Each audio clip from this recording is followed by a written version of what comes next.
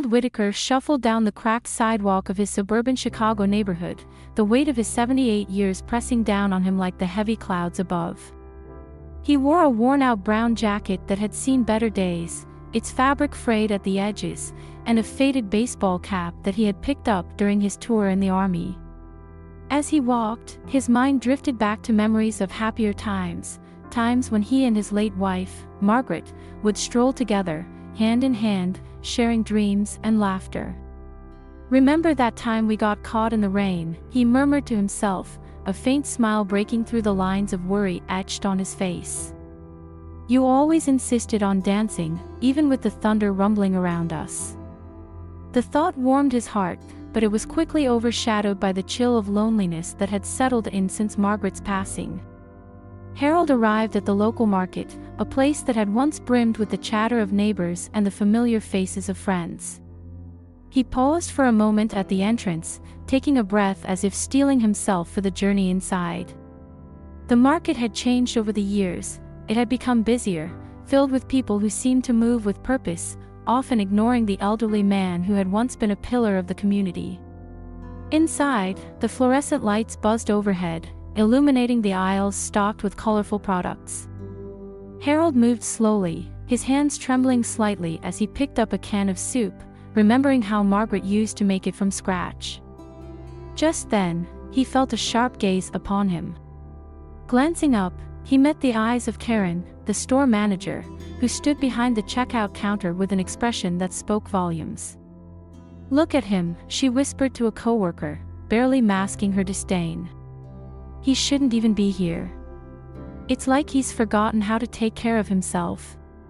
Harold, catching a fragment of her judgmental tone, felt a pang of humiliation wash over him. He wanted to turn away, to retreat back into the comfort of his memories, but he pushed forward, determined to complete his shopping. As he shuffled toward the checkout, Harold felt a sudden surge of anxiety. He could sense the whispers and glances directed at him, the judgment that seemed to hang in the air like a thick fog. He tried to ignore it, focusing instead on the rhythmic sound of his cane tapping against the linoleum floor.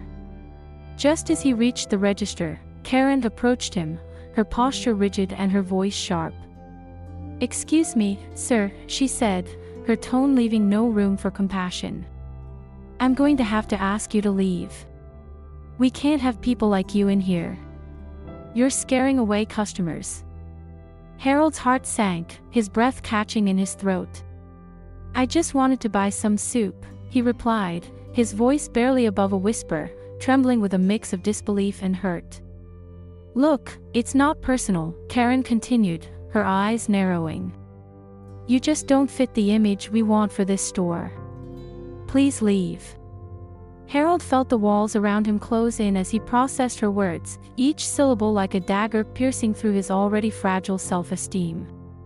He glanced at the other customers, their faces a mix of curiosity and indifference. No one stepped in to defend him. Instead, they averted their eyes as if the scene unfolding before them was too uncomfortable to witness. "Please," he pleaded, "I've been coming here for years. I just want to buy my groceries." "Not anymore," Karen shot back, crossing her arms as if to block him from the store. "Just go." With his heart pounding and tears threatening to spill from his eyes, Harold turned away from the register, feeling smaller than he had ever felt in his life. He walked out of the market, the weight of rejection heavier than the bags he had once carried with pride. The bell above the door jingled as he exited, a mocking reminder of the warmth that had been stripped away from him. Outside, the wind whipped through the empty parking lot, carrying with it the voices of laughter and chatter from families and friends who had come to shop. Harold felt utterly invisible, a ghost haunting the remnants of a life that felt increasingly distant. He leaned against the cool metal of his car, closing his eyes as he tried to steady his breathing. "What has happened to me?" he whispered, his voice cracking. "I'm not a monster.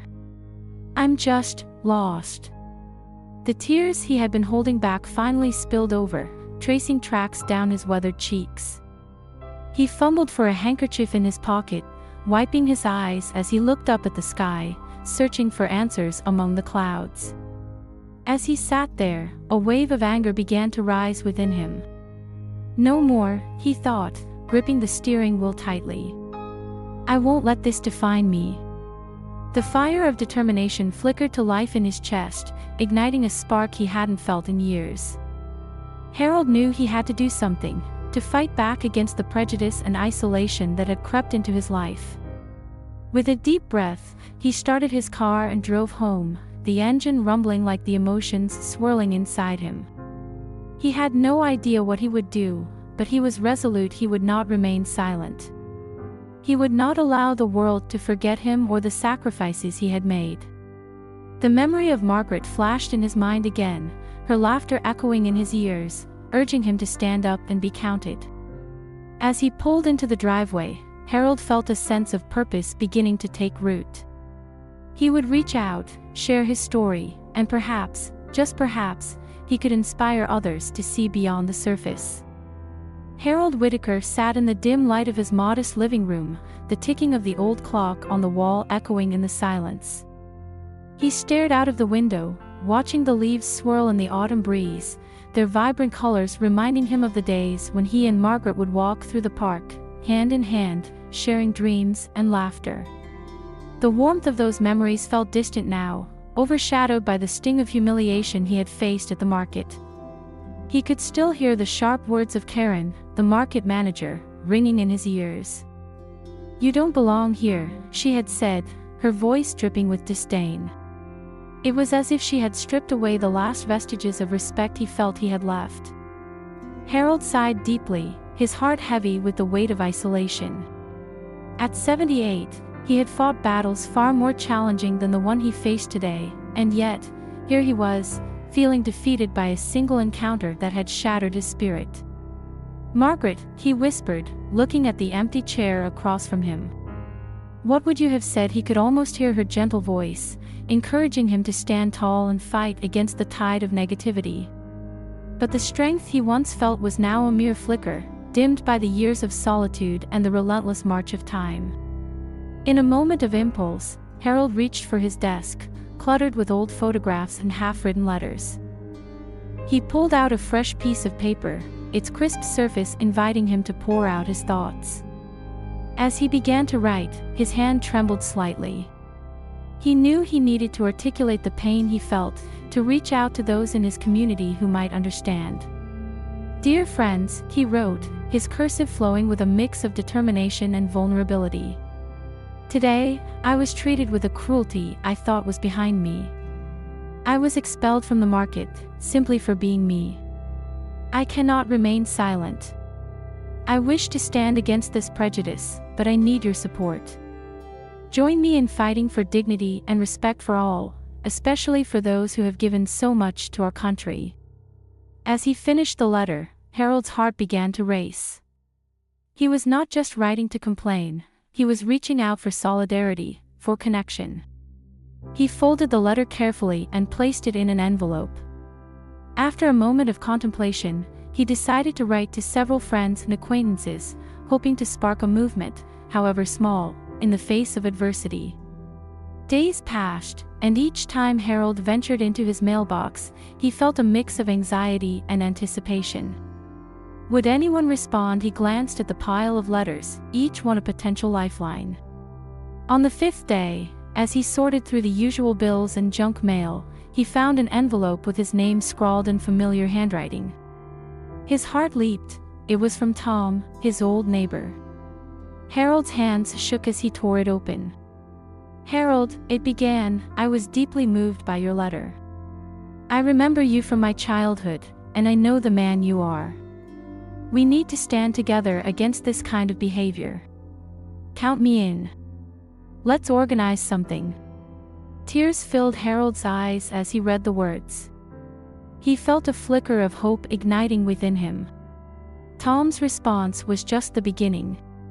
Over the next few days, more letters arrived, each one filled with encouragement and solidarity.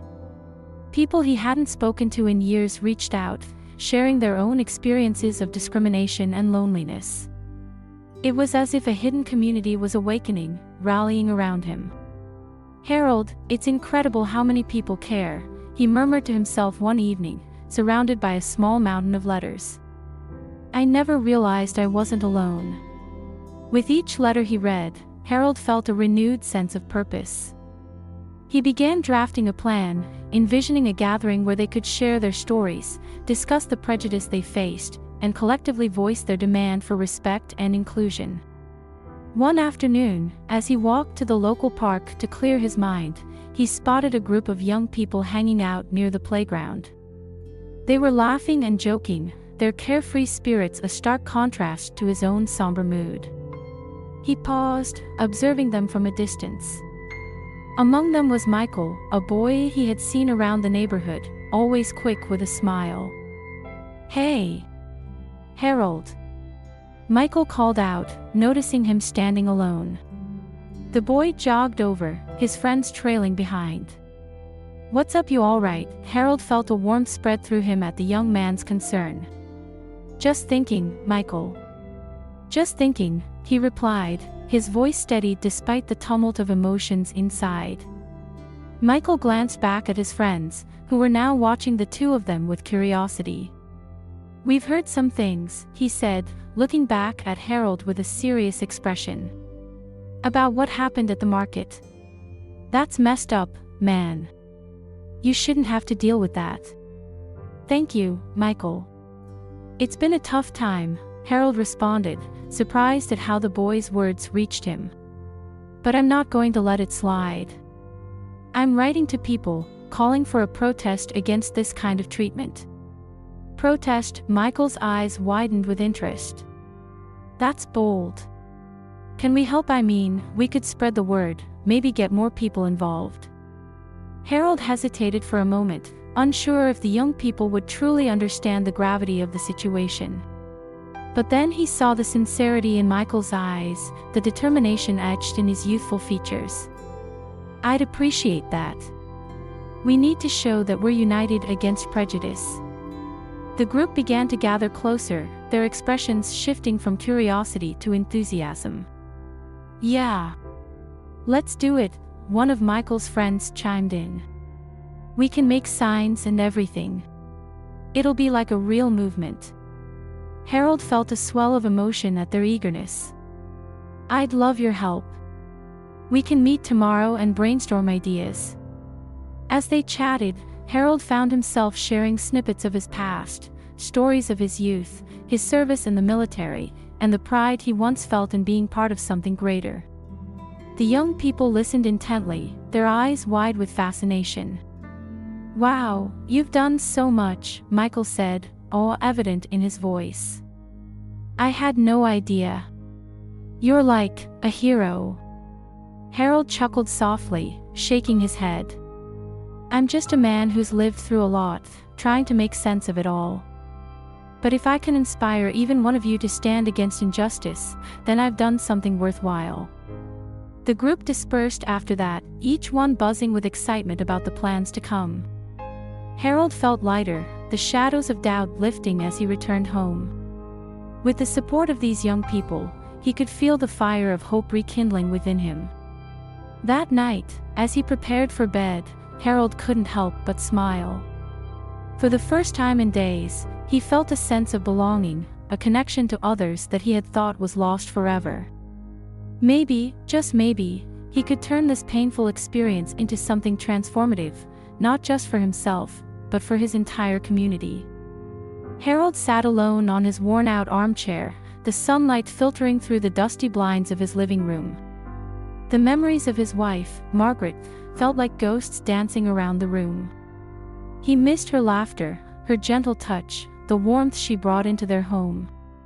The afternoon had grown quiet, a stark contrast to the storm brewing inside him after his humiliating encounter at the market. Just then, a soft knock interrupted his reverie. Harold turned his head, curious yet cautious. He shuffled to the door, opening it to find a group of young faces peering back at him. Michael, a tall young man with tousled hair and a friendly smile, stood at the forefront, flanked by two of his friends. Hey, Mr. Whitaker. Michael said, his voice bright and hopeful. We came to see if you're okay. We heard what happened at the market. Harold blinked, taken aback by their unexpected visit. I'm fine, just a bit tired, he replied, trying to muster a smile. Yeah, right, one of the friends, a girl with braids named Lisa, chimed in. You shouldn't have to deal with that kind of nonsense. We want to help you. Harold's heart warmed at their concern.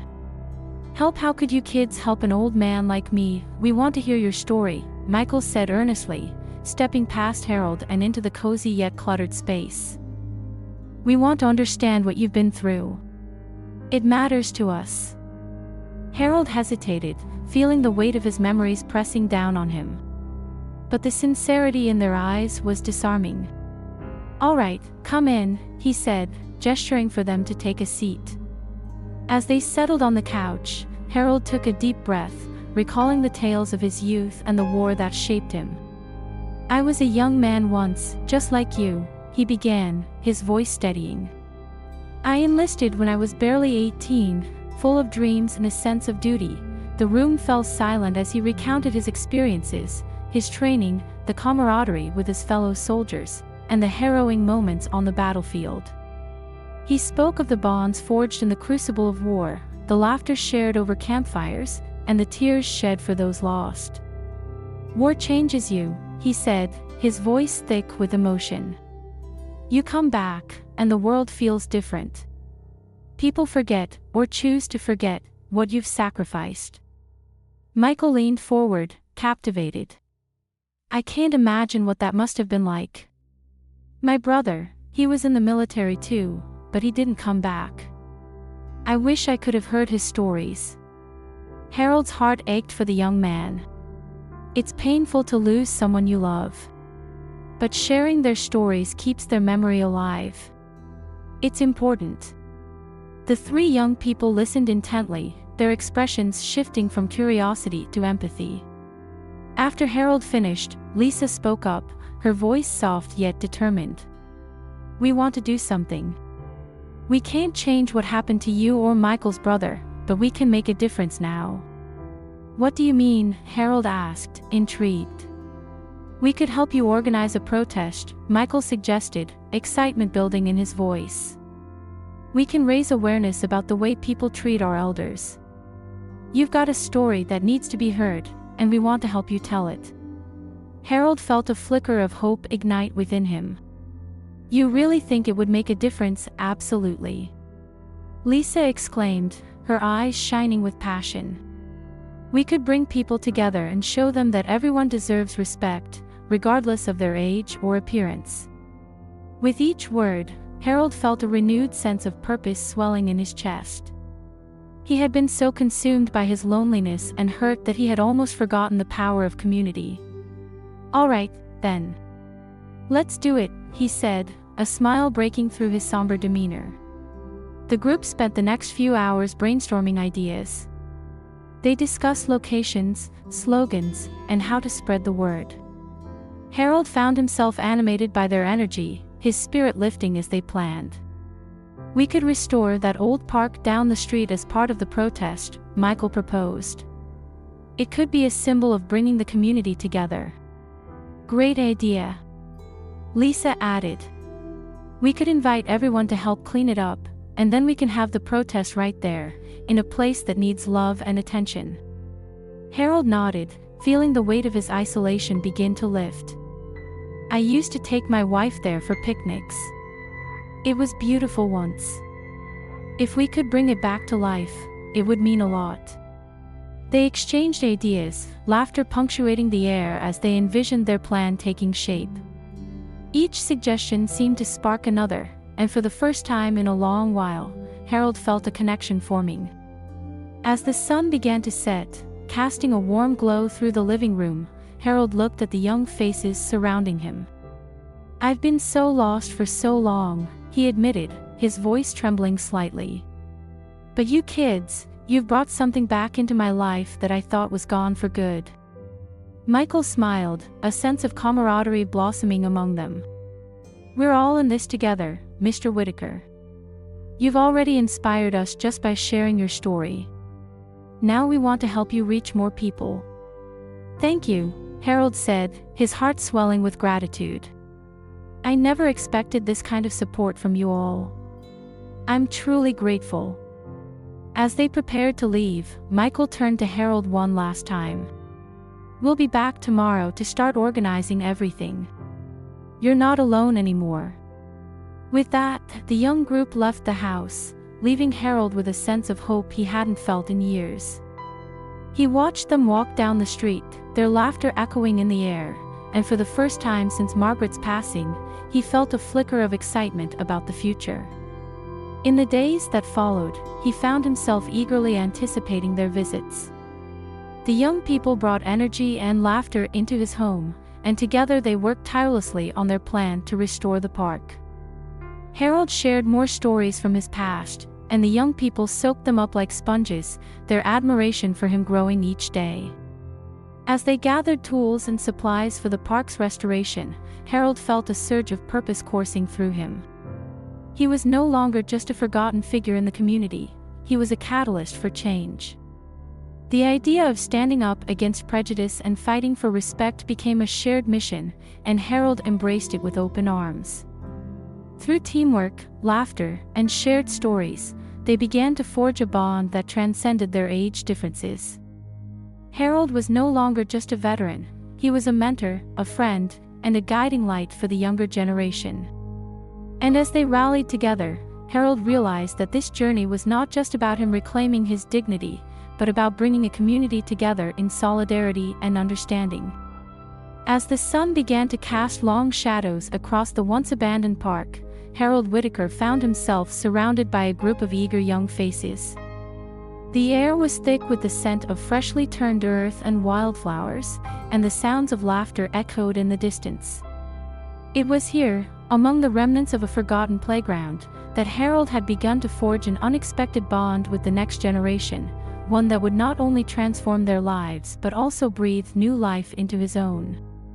"All right, everyone, let's take a quick break before we start on the swings," Harold announced, wiping the sweat from his brow with the back of his hand. He looked around at the young people who had gathered, their energy infectious. Michael, a tall teenager with tousled brown hair and a skateboard tucked under his arm, stepped forward, eager to contribute. "Harold, do you think we could paint some murals on the walls over there?" Michael pointed toward a faded concrete wall that separated the park from the neighboring street. "It would really brighten up the place." Harold's eyes sparkled with enthusiasm. "That's a fantastic idea, Michael. Art can make this park feel alive again. What do you all think?" He turned to the group, his heart swelling with pride as they nodded in agreement. As the group settled onto the grass, Harold took a moment to observe them. These kids, with their youthful exuberance, reminded him of his own grandchildren, whom he hadn't seen in far too long. A deep longing stirred within him. He hoped that by sharing his experiences, he could inspire these young souls to appreciate the value of community and compassion. "You know," Harold began, leaning back on his elbows, "when I was your age, I didn't think about community much. I was focused on myself, trying to figure out my place in the world. It wasn't until I served in the war that I truly understood the importance of standing together." Michael shifted, intrigued. "What was it like? I mean, serving in the war?" Harold took a deep breath, the weight of memories flooding back. "It was intense. There were moments of fear, but there were also moments of incredible camaraderie.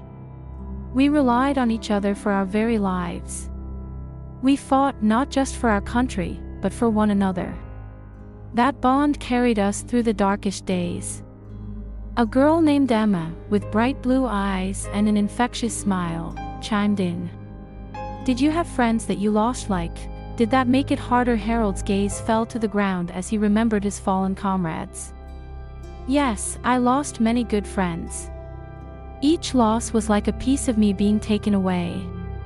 But it taught me something invaluable: life is precious, and we must cherish the connections we have. That's why I believe in what we're doing here. We're making a difference, one step at a time." The young people listened intently, their expressions shifting from playful to reflective. Michael leaned forward, his brow furrowed. "Do you think we can make a real impact with this park? I mean, it's just a small space." Harold smiled warmly, feeling a surge of hope. "Sometimes, small spaces can make the biggest difference. Look around you. This park was once filled with laughter and joy, but it fell into neglect. By restoring it, we're not just fixing a place, we're reigniting a sense of community.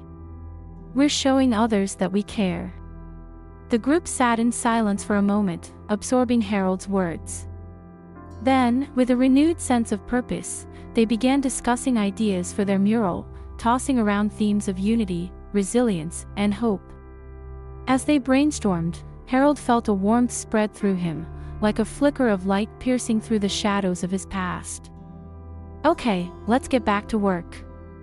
Harold clapped his hands together, shaking off the weight of nostalgia. "We've got swings to fix and flowers to plant." As they worked side by side, Harold found himself laughing and joking with the young people. They shared stories, exchanged banter, and even teased one another, creating an atmosphere that felt like family. Michael, in particular, became a close companion, often seeking Harold's advice on personal challenges. One afternoon, while they were painting a bright blue on the old swings, Michael paused and asked, "Harold, what do you think is the most important lesson you've learned in life?" Harold considered the question, his brush hovering midair. "I'd say understanding and compassion. When you take the time to listen to someone's story, you begin to see the world through their eyes. It can change everything." "That's deep, man," Michael replied, nodding thoughtfully. "I guess I never really thought about it like that." "You will," Harold continued, "as you grow older. Every person you meet has a story, a struggle, and a victory. Embrace it. Empathy can change the world." As they painted and repaired, the park began to transform. The once vandalized areas were now vibrant with color, laughter, and life. Harold felt a renewed sense of purpose as he watched the young people take ownership of their surroundings. They were not just restoring a park, they were building a community. One evening, as the sun dipped below the horizon, painting the sky in shades of orange and purple, Harold and Michael sat on a bench overlooking their work. The swings swayed gently in the breeze, their bright colors gleaming in the twilight. "You know," Michael said quietly, "I never thought I'd enjoy spending time with someone older. But you're cool, Harold." Harold chuckled, the sound deep and genuine. "And you're not so bad yourself, kid. You remind me of my younger self, a bit reckless, but with a good heart." Michael grinned, a spark of mischief in his eyes. "So, what do we do next? I mean, once the park is done next?" Harold leaned back, crossing his arms behind his head. "We keep the momentum going. We can organize events, invite the community to join us, and maybe even have a grand reopening of the park. It's time to show everyone what we've created." "That's a great idea," Michael exclaimed, his excitement palpable. "We could have a barbecue or a talent show. Get everyone involved." Harold nodded, feeling the thrill of possibility. "Exactly. Let's bring our neighbors together. This park can be a place of healing and connection." As they sat in comfortable silence, the bond between Harold and the young people grew stronger. With each passing day, they were not only restoring a park but also restoring Harold's spirit. The laughter and camaraderie filled the void that had long lingered in his heart. In the midst of their labor, Harold realized he was no longer just an old man fighting against isolation. He was a mentor, a friend, and an integral part of a vibrant community. And as he looked at the young faces around him, he felt a sense of hope blossoming within him, a feeling he thought he had lost forever. As the sun rose over the quiet suburb of Chicago, a palpable energy filled the air. The day had finally arrived, Harold Whitaker's protest against the prejudice he faced just weeks ago. With a determined heart, he arrived at the market, where the initial humiliation had taken place. He could still picture the harsh glare of Karen, the manager, and the dismissive way she'd expelled him for looking out of place. But today was different. Today, he would reclaim not just his dignity, but also hope for a more compassionate community. As Harold stood at the edge of the crowd that had gathered, he felt a mix of emotions. Nervousness fluttered in his stomach, but it was overshadowed by a swelling sense of purpose. The people he had reached out to through his letters were here, their faces a tapestry of support and understanding. Young men and women, some holding colorful signs reading "Respect for all and inclusion matters," stood shoulder to shoulder. Among them, he spotted Michael, his young friend who had become a beacon of light in his life since their paths had crossed. Michael waved enthusiastically, his face beaming with encouragement. "Harold, you ready?" Michael called out, his voice cutting through the murmurs of the crowd. Harold nodded, though he felt a lump form in his throat. He had never been one to seek the spotlight, but today, he knew he had to speak not just for himself, but for all those who had ever felt marginalized or unseen. "All right, let's do this," he replied, trying to muster a smile in return. As he took a deep breath, Harold climbed onto a makeshift stage, a wooden crate that had been hastily assembled for the occasion. The moment he stepped up, the chatter in the crowd faded away, replaced by an expectant silence. He looked out at the sea of faces, some familiar, many new, but all eager to hear his story. "Thank you all for coming today," he began, his voice wavering slightly but gaining strength as he continued. "When I was expelled from this very market, it felt like a part of my spirit was crushed. I thought I was just an old man, forgotten and disregarded. But what I found in the days that followed was something I hadn't expected. I found you." He paused, taking a moment to scan the crowd. Tears welled up in his eyes as he saw the nods of understanding, the faces filled with empathy. "You see," he continued, his voice firmer now, "we all have our stories. My story is one of service and sacrifice. I fought for this country in a war that took many things from me, including friends and family. But I've always believed in the goodness of people. I've always believed that we can do better, together." A murmur of agreement rippled through the crowd, and Harold felt a wave of encouragement wash over him. He could feel Michael's supportive gaze at the front, urging him on. "I remember the days when respect was something that everyone received, regardless of age or appearance. But somewhere along the way, we lost that. We've let fear and prejudice dictate our actions. I'm here today to ask you to join me in changing that narrative. To open your hearts and extend your hands to those who might feel alone or unwanted." The crowd shifted, their attention intensifying. Harold's heart raced as he delved deeper into his memories, recalling the sacrifices he had made and the friendships he had forged during his time in the service. "I'm not asking for pity," he said, passion igniting his words. "I'm asking for understanding. I'm asking for action. We can be the change that this world desperately needs. We can stand up against the indifference that too often defines our interactions. We can choose to see each other, not just as strangers or stereotypes, but as human beings, deserving of kindness and respect." At that moment, he glanced over at Karen, who stood at the fringe of the crowd, her expression unreadable. Harold's heart ached for her, for the misguided beliefs that had led her to treat him as less than human. But he pushed that thought aside, focusing instead on the people before him. "I want to tell you about a friend of mine," he said, shifting the tone slightly. "His name was Tom. We fought side by side, and he was the bravest man I ever met. He had scars like mine, but his spirit shone brighter than any metal. Tom taught me that kindness is a strength, not a weakness. And it's a lesson I've carried through my life." Choking back tears, he continued, "He didn't make it back home, but his legacy lives on in the way I choose to live my life. And I hope to pass that on to you all today.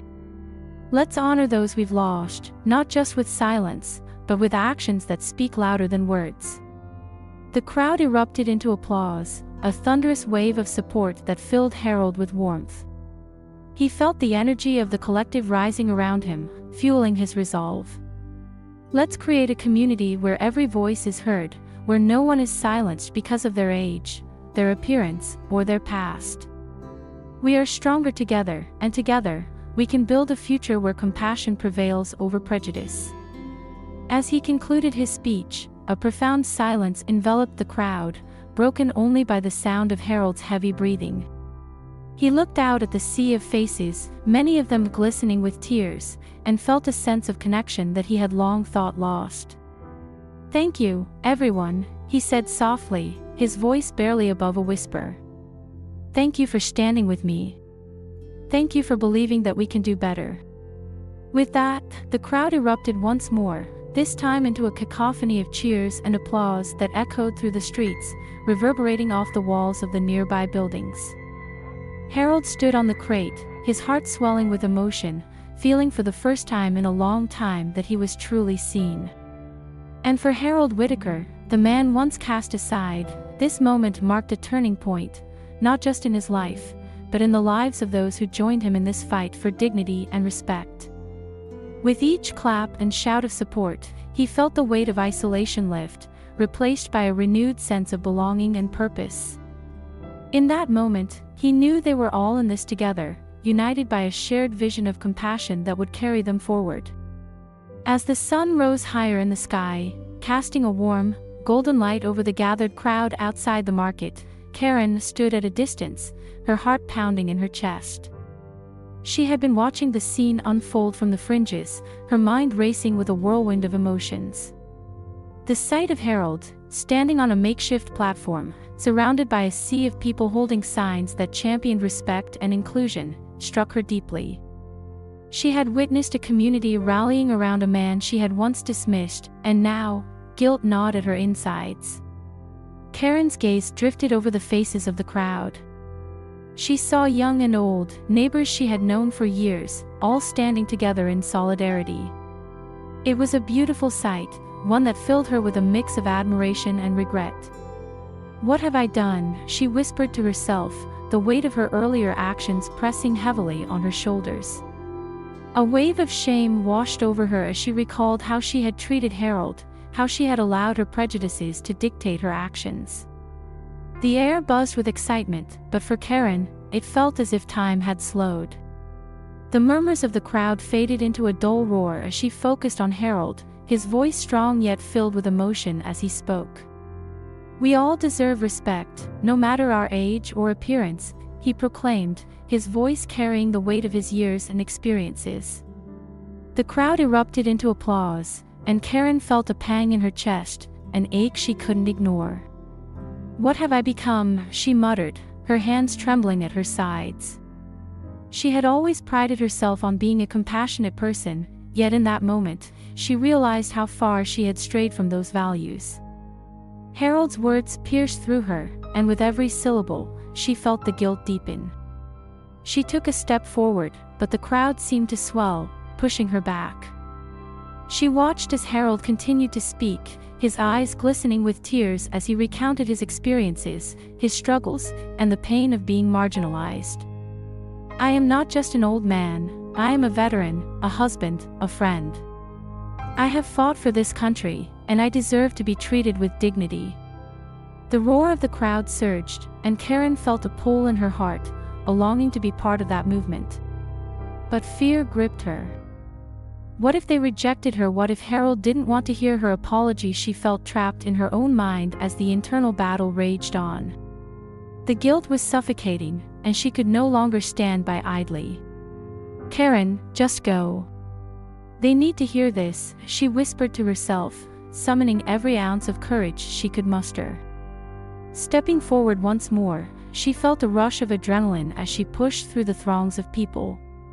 Each step felt monumental, her heart racing as she approached the makeshift stage. She could see Harold now, his face illuminated by the sunlight, the lines of age etched deeply on his skin, but his spirit shining brightly. Suddenly, all eyes were on her as she climbed onto the platform beside Harold. The crowd fell silent, and she could feel their stares piercing through her. "What is she doing?" she heard someone murmur, and a wave of self-doubt washed over her. But there was no turning back now. "Harold," she began, her voice shaking but resolute. Can I speak?" The crowd shifted, and she could see surprise etched on Harold's face, a mixture of confusion and curiosity. He nodded slowly, encouraging her to continue. Taking a deep breath, she faced the crowd, her heart racing.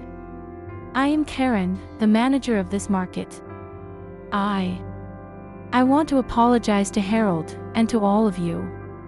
The murmurs grew louder, and she felt her hands tremble. "I was wrong to treat Harold with disrespect.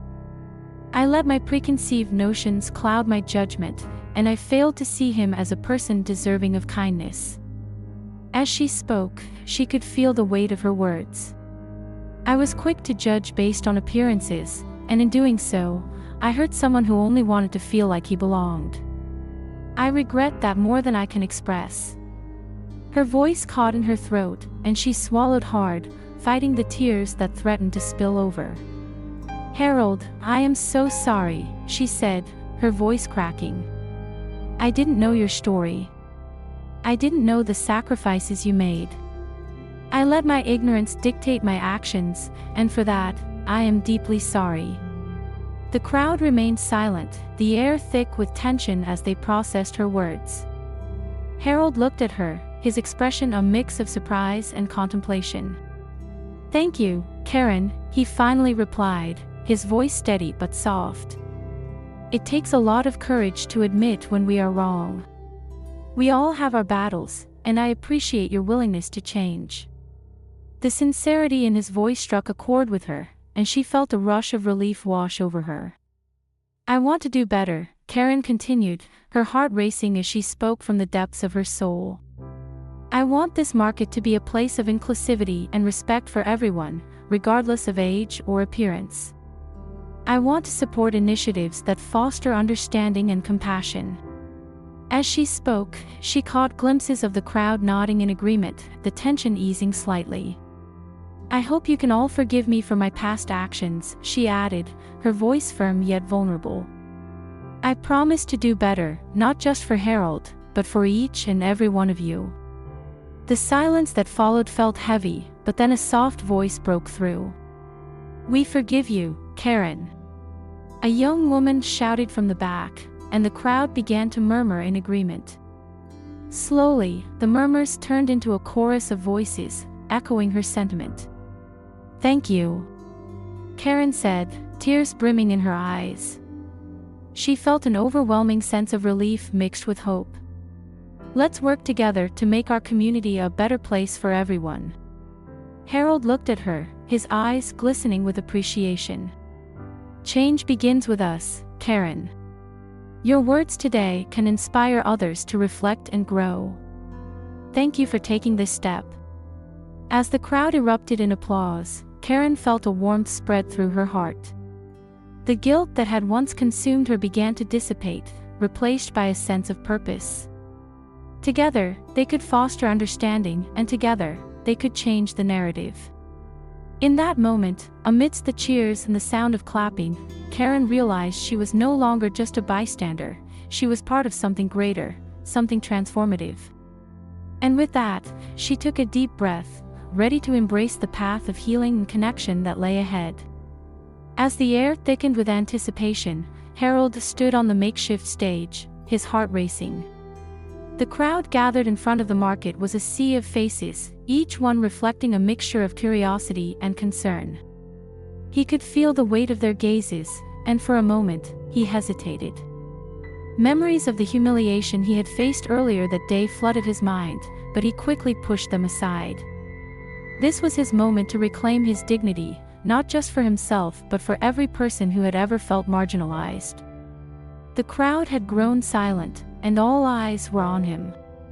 Harold took a deep breath, trying to steady his shaking hands. He looked out at the sea of people, young and old, familiar and new, and felt a flicker of hope ignite within him. He was not alone. They were here to support him, to stand against the injustice he had faced. He could see in their eyes an understanding of the importance of this moment. Just as he was about to speak, he noticed Karen, the manager of the market, standing at the back of the crowd. Her expression was a mix of uncertainty and regret, and for a brief moment, their gazes locked. Harold felt a rush of emotions, but he pushed it aside. This was not about her. It was about all the lives affected by prejudice and the urgent need for change. "Thank you all for being here today," he began, his voice trembling slightly. "I am Harold Whitaker, and I'm a veteran of this great country." A smattering of applause rose from the crowd, and he felt the warmth of their encouragement bolster his confidence. "But today, I stand before you not just as a veteran but as a man who has been made to feel invisible by those who judge others based on appearances." He paused, searching for the right words. "When I walked into this market earlier, I had no idea that I would be treated as if I didn't belong. I was met with disdain, with cruelty that no one deserves, least of all from a place that should be welcoming. I felt small, and I felt alone." Harold's voice cracked slightly, and he wiped away a tear that threatened to spill over. The crowd was silent, hanging on his every word. "However," he continued, "what I've learned through this experience is that we have the power to change things, to stand up against that cruelty. That's why I'm here today. I'm not just here to share my story. I'm here to ask each of you to join me in creating a community where everyone is respected, regardless of their age or appearance." As he spoke, he noticed Karen moving slowly toward the front of the crowd, her expression shifting from discomfort to determination. She was hesitant, but there was a fire in her eyes that hadn't been there before. He felt a pang of hope. Could she be here to listen, to understand? "Compassion is a choice we make every day," Harold continued, his voice gaining strength. "It's about looking beyond the surface and recognizing the humanity within each of us. We all have our battles, our stories that shape who we are. And instead of shunning those who are different from us, we should embrace them, learn from them." At that moment, Karen reached the front of the crowd, her heart pounding. She could feel the weight of the moment pressing down on her shoulders. She hadn't planned to come forward, but as she watched Harold speak with such passion and vulnerability, she felt compelled to confront her own actions, the hurt she had caused. "Excuse me." Karen's voice rang out, cutting through the silence. The crowd turned to her, surprised by her sudden interruption. She took a deep breath, trying to steady her nerves. I need to say something." Harold's gaze met hers, a mix of surprise and curiosity. "Karen," he said softly, almost encouragingly. "I'm Karen. I'm the manager of this market," she began, her voice shaking. "And I stand here today realizing how wrong I was in my actions. I judged Harold based on his appearance, and I failed to see the man behind it. The man who served our country, who deserves respect and dignity." The crowd murmured, some nodding in agreement, others looking at her with skepticism. But there was a palpable shift in the atmosphere, a sense of possibility. "I thought I was protecting my store, my customers," she continued, her voice gaining strength. "But I see now that I was only perpetuating a cycle of judgment and exclusion. I'm so sorry, Harold. I was wrong." The crowd shifted, some stepping closer as they sensed the weight of her apology. Harold felt a rush of emotions, anger, sadness, but most importantly, a glimmer of hope. "Thank you, Karen," he said, his voice steadying. "It takes courage to admit when we're wrong, and I appreciate your willingness to confront this issue publicly." Tears welled in Karen's eyes, and she took a step closer, her vulnerability on full display. "I want to make things right. I want to change the way we do things here. I want to support initiatives that promote inclusion and respect for everyone in our community, especially our elders." The crowd erupted into applause, a wave of encouragement washing over them. Harold felt the warmth of acceptance surrounding him, and for the first time that day, he felt a sense of belonging. Together, we can create a place where everyone feels valued, Harold said, his voice rising with passion. Let's work together to foster understanding and compassion. Let's make this market a beacon of hope and acceptance. As the applause grew louder, Harold looked at Karen, who stood beside him, her face illuminated by the kindness reflected in the crowd. This was more than just an apology, it was a turning point for both of them, a moment that could spark a lasting change in their community. The crowd continued to cheer, their voices merging into a powerful chorus of support. In that moment, Harold realized that the journey he had embarked on, from isolation to connection, was not just about him, it was about everyone who had ever felt unseen, unworthy, or unloved. As the applause echoed around him, Harold felt a renewed sense of purpose. He had taken the first step in healing not just his own wounds but those of a community longing for connection and understanding. And as Karen stood by his side, he knew that together, they could inspire others to join in this vital mission of compassion and inclusivity. As the applause faded, Harold stood on the makeshift stage, still absorbing the weight of the moment. He looked out over the crowd, a sea of faces illuminated by the late afternoon sun, many of whom were beaming with hope and encouragement. The air buzzed with an energy that felt both foreign and exhilarating. It was in this charged atmosphere that Karen stepped forward, the manager of the market who had once dismissed him so callously. "Excuse me." Karen's voice trembled as she called out, trying to pierce through the murmurs of the crowd.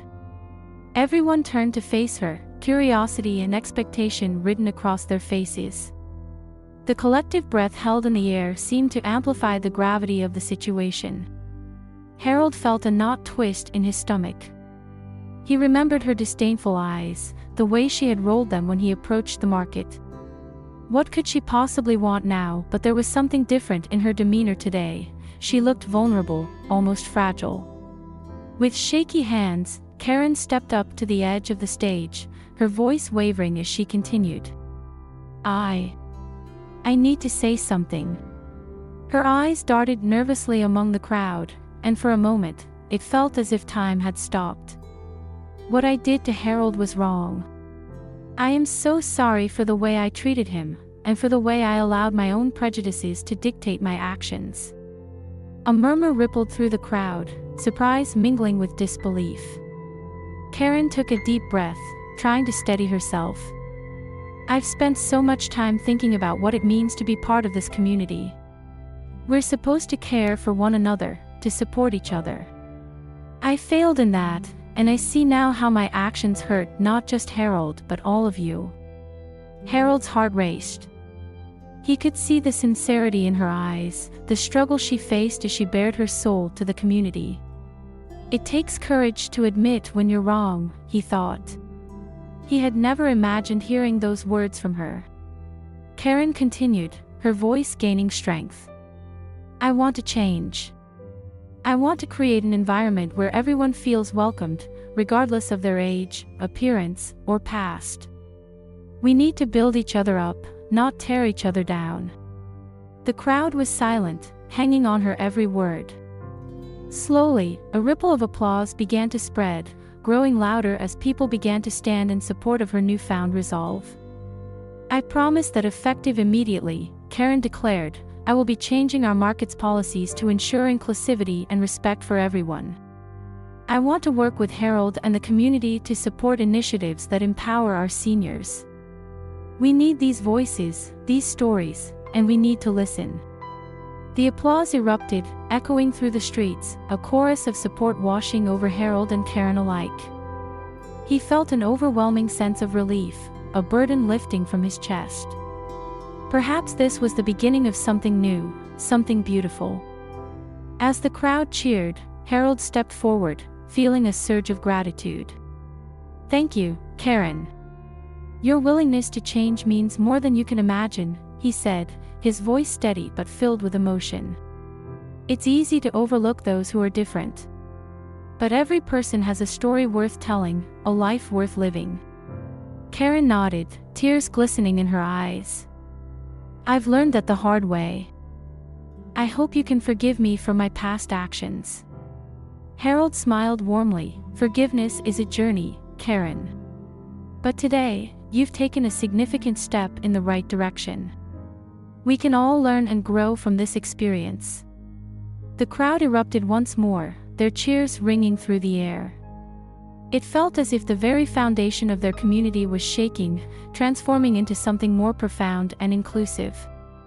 As the applause settled, the atmosphere shifted. The people began to gather around Harold and Karen, a palpable sense of unity blossoming among them. Conversation sparked everywhere, ideas flowed like water, and a plan began to form. "Let's host community events right here in the park," shouted a young woman from the crowd. "We can organize activities for all ages, games, storytelling sessions, art projects."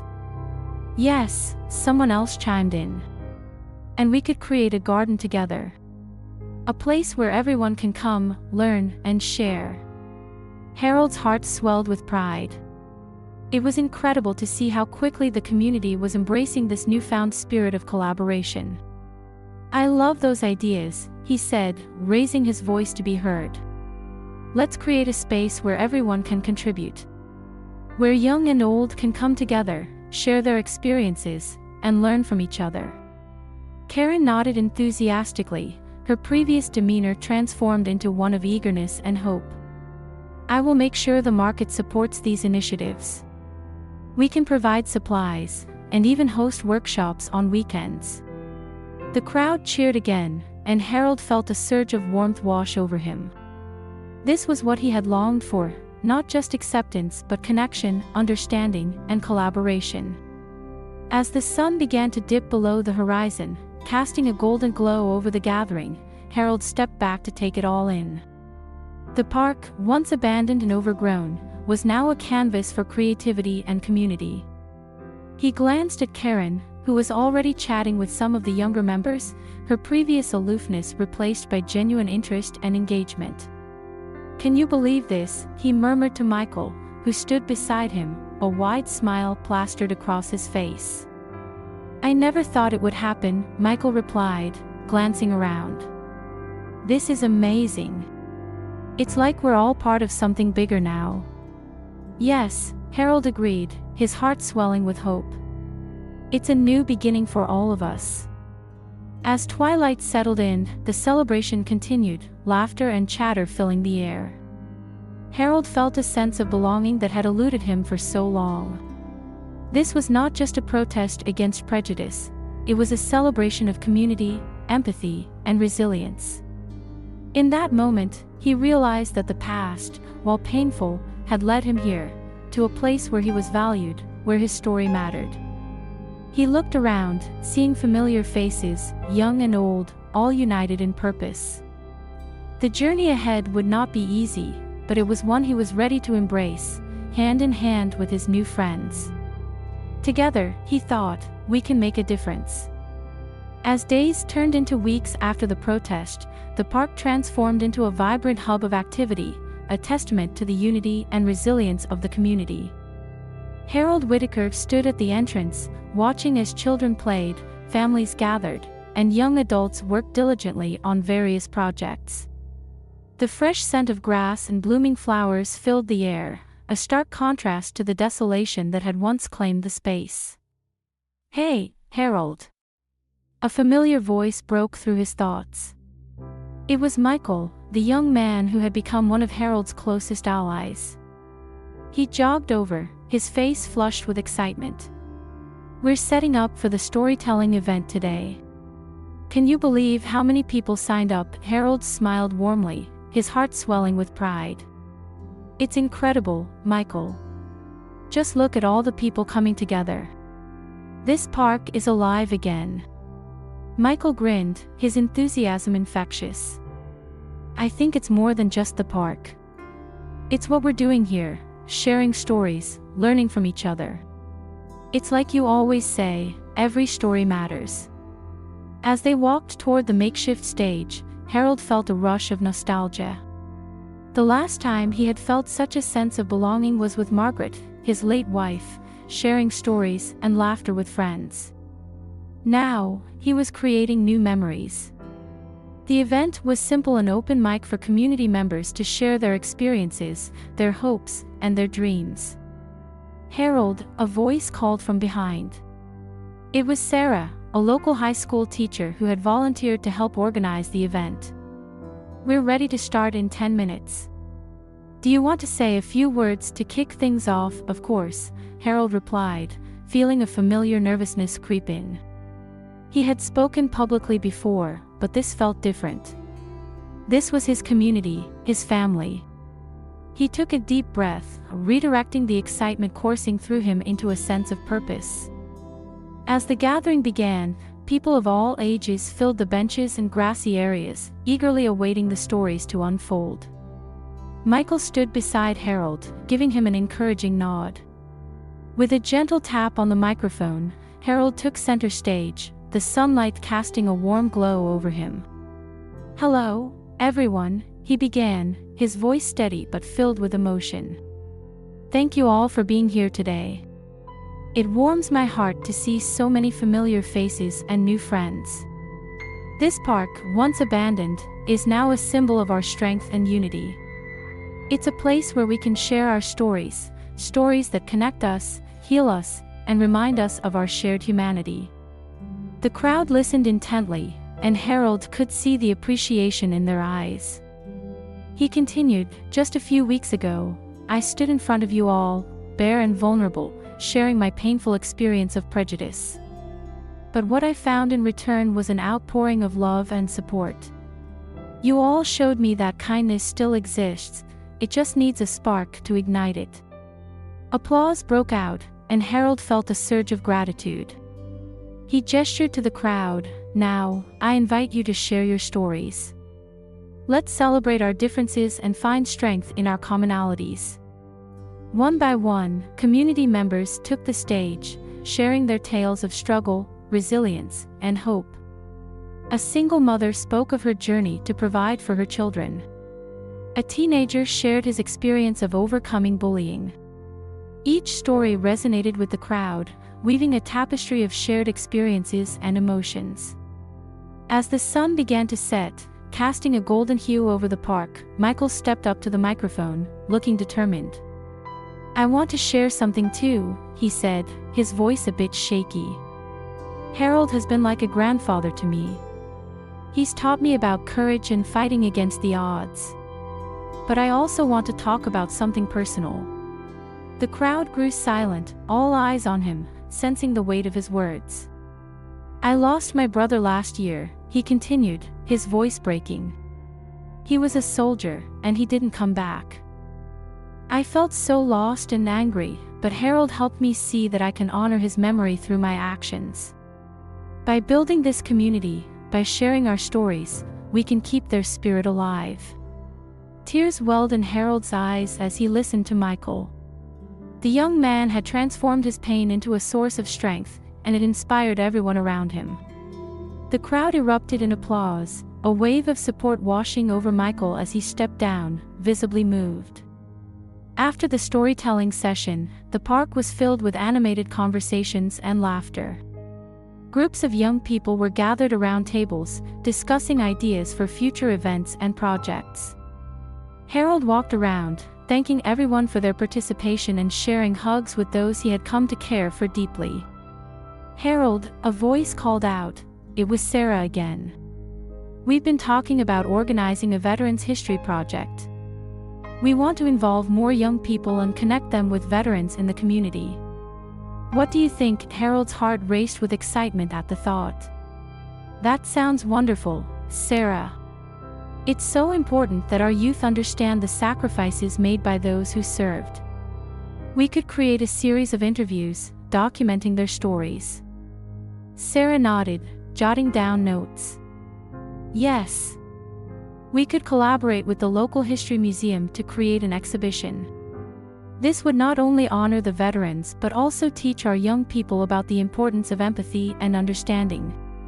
As the sun dipped below the horizon, Harold felt a sense of purpose wash over him. They were building something meaningful together, a legacy that would outlast them all. Later that week, As they gathered to discuss the details of the Veterans Project, Harold couldn't help but feel a profound sense of belonging. Young people sat around the picnic table, their faces lit by the warm glow of string lights overhead. "Okay, everyone," Harold said, leaning forward, his hands resting on the table. "Let's outline how we can reach out to the veterans in our community. Who knows someone we can start with?" "I do," Michael exclaimed. "My uncle served in the Navy. He's got some incredible stories from his time overseas. I can ask him if he'd be willing to share." "Great idea," Sarah responded enthusiastically. "And I can reach out to the local American Legion. They might have connections to other veterans who would be interested in participating." As they brainstormed, the energy in the air was electric. Harold watched as the young people took the lead, their passion and creativity shining brightly. It was a beautiful sight, seeing the next generation eager to learn and grow. The discussion flowed seamlessly, with ideas bouncing back and forth. They decided to hold a community event to kick off the project, inviting veterans and their families to share their stories in a relaxed setting. "Let's call it Honoring Our Heroes," Michael suggested. "We can have food, music, and a space for storytelling. It'll be a celebration of their sacrifices and our gratitude." Harold couldn't contain his pride. "That's a fantastic name, Michael. I can already see it, the park filled with laughter, stories, and a sense of community. Just like it should be." As plans solidified, the sun began to set on another beautiful day in the park. Harold realized that this project was more than just a way to honor the veterans, it was a way to continue fostering connections, to build bridges across generations. With each passing day, Harold felt less like an outsider and more like a vital part of something bigger than himself.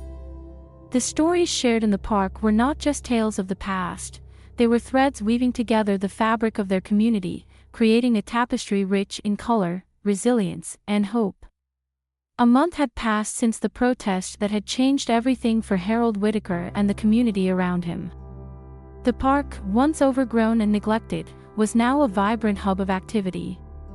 Children played on the swings, families gathered for picnics, and Harold often found himself surrounded by the young people he had come to cherish. They would sit together, sharing stories and laughter, forging bonds that transcended age and experience. One crisp morning, Harold sat on a bench in the park, watching the leaves dance in the gentle autumn breeze. He had just finished telling a group of students about his experiences in the war when he noticed a familiar envelope in his mailbox. It was an unexpected sight, one that stirred a mix of anticipation and anxiety in his chest. The return address read Rosemary Whitaker, and for a moment, time stood still. It had been years since he had heard from his daughter, years filled with silence and longing. With trembling hands, he opened the envelope. Inside, he found a handwritten letter, its lines filled with a mixture of hope and uncertainty. "Dear Dad," it began, "it's been too long, hasn't it? I've been following your story in the news, and I must say, I'm so proud of you. I never thought I would feel this way again, but I miss you. I would like to come and visit. Can we talk?" Harold's heart raced as he read the words. "Harold," called a voice, breaking him from his thoughts. It was Michael, one of the young men who had stood by him during the protest. "Everything okay?" Harold looked up, his eyes misty. "Michael, I just received a letter from my daughter. She wants to come and see me." "Really? That's amazing," Michael exclaimed, his face lighting up with excitement. "When is she coming?" "I don't know yet," Harold replied, his voice thick with emotion. "But the thought of seeing her again, it feels both wonderful and terrifying." "Hey, you've faced a lot worse, right? You fought for your country." "This is just a conversation," Michael encouraged, sitting down beside him. "You've got this." Harold took a deep breath, appreciating the young man's support. "You're right, Michael. I just need to prepare myself." Days passed, and Harold found himself caught between anticipation and anxiety. He spent hours cleaning up his home, dusting off old photographs of happier times. Each image of Margaret, their wedding day, the birthdays they celebrated, brought forth a wave of nostalgia. He couldn't help but think of how much he had missed his daughter over the years, how the silence between them had grown into a chasm too wide to cross. Then, one sunny afternoon, the doorbell rang. Harold's heart raced as he approached the door. He opened it slowly, revealing a woman with familiar features and soft, tear-filled eyes. Rosemary stood there, looking both like his late wife and yet so distinctly herself. "Dad," she whispered, her voice trembling as she stepped forward, wrapping her arms around him. Harold embraced her tightly, feeling the years melt away in that moment. "I can't believe you're here," he said, pulling back to look at her face. "You've grown up so much." "Yeah, well, I had to," she replied, a small smile breaking through her tears. "Life hasn't always been easy without you." They stepped inside, and a moment of silence enveloped them. Harold gestured for her to sit down, and they settled on the couch, both unsure of where to begin. "I've been following your journey," Rosemary began, her voice steadying. "The protest, the community work, it's incredible, Dad. You've inspired so many people." Harold felt a warmth spread through him. "I was just trying to find my place again. After losing your mother, I felt so lost and alone." "I know," she replied, her eyes glistening. "I never understood what you were going through. I was angry and hurt when you left. But seeing you fight for respect and dignity for others made me realize how much I've missed you." "I missed you too, Rosemary." "Every day," Harold confessed, his voice cracking. "I wish I could have been there for you. I made mistakes, and I'm sorry for that." Tears streamed down her cheeks as she nodded. "I went through a lot, Dad. But seeing you stand up for yourself and others inspired me to confront my own past." They sat in silence for a moment, both feeling the weight of unspoken words. Finally, Harold spoke up, "I want to know everything about your life. What you've been up to, what you love, what you hate." She laughed softly, wiping away her tears. "Well, for starters, I'm a teacher now. I work with children who have special needs. It's rewarding, but it can be tough." "I always knew you'd be great with kids," Harold said, his heart swelling with pride. "You have your mother's patience." As the conversation flowed, they shared stories of the years lost, filled with laughter, regret, and understanding. Harold listened intently as Rosemary recounted her struggles and triumphs, each tale weaving a tapestry of their shared history. "Do you remember the summer you took me to that lake?" she asked suddenly, her eyes sparkling with nostalgia. "We camped out and fished for hours." "Of course. You caught the biggest fish I'd ever seen," Harold chuckled, the memory warm against his heart. "Then you accidentally dropped it in the water," she laughed, her laughter contagious. "Hey, that was a fishy situation," he quipped, and they both erupted into laughter, the sound echoing through the house.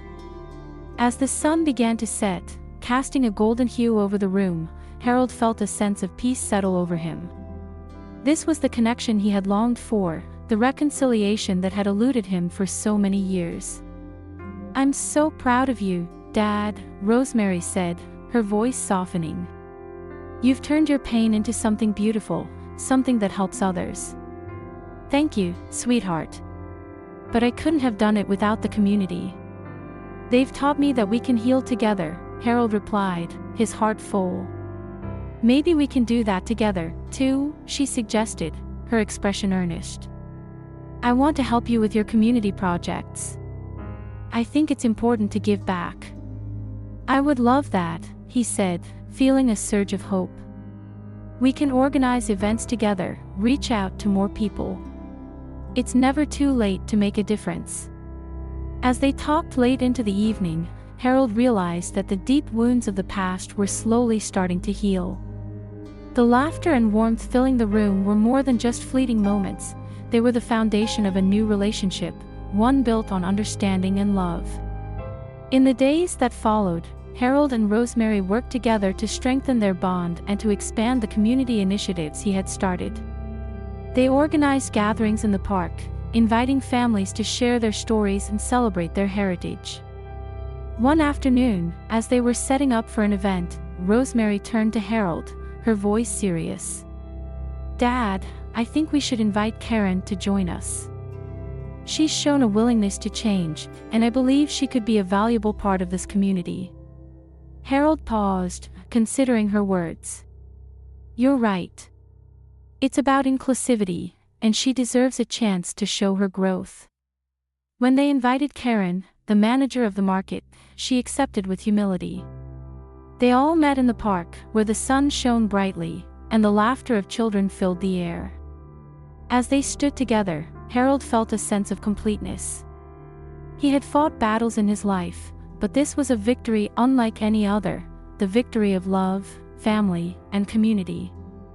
He looked at Rosemary, her smile reflecting the joy he felt inside, and he knew that no matter what challenges lay ahead, they would face them together, no longer alone. And in that moment, Harold Whitaker understood that the greatest battles were not fought in war, but in the hearts of those who dared to love and forgive.